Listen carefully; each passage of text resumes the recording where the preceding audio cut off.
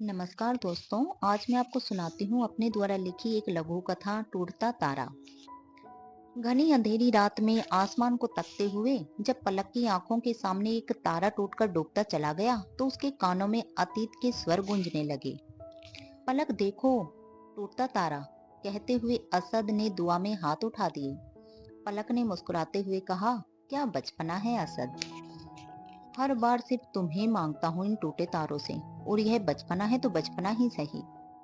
पलक ने गंभीर होते हुए कहा, घर पर बात की तुमने। जवाब में असद ने गहरी निश्वास छोड़ दी। तुम्हारी खामोशी का मतलब समझ गई हूँ मैं। सही समझी हो तुम। अम्मी अब्बू ने इनकार कर दिया है।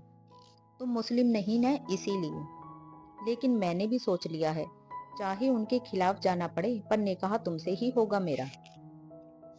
पलक को सोच में डूबा देख असद ने भी उससे वही सवाल किया और पलक का जवाब भी वही था। जब हम दोनों के परिवार ही नहीं चाहते तब कैसे एक होंगे हम, कहते हुए पलक रो पड़ी।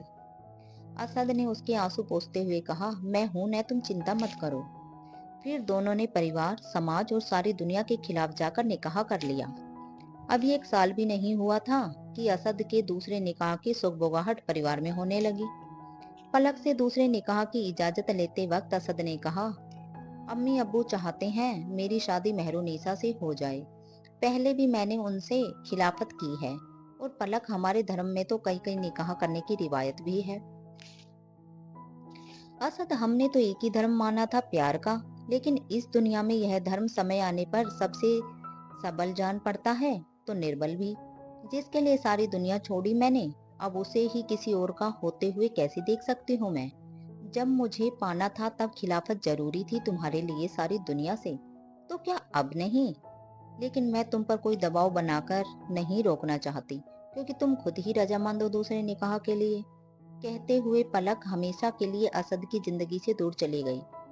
आज आसमान भी वही था और ढेरों तारे भी वही, लेकिन उन्हें निहारने वाली दो जोड़ी आंखें अब एक साथ नहीं थी।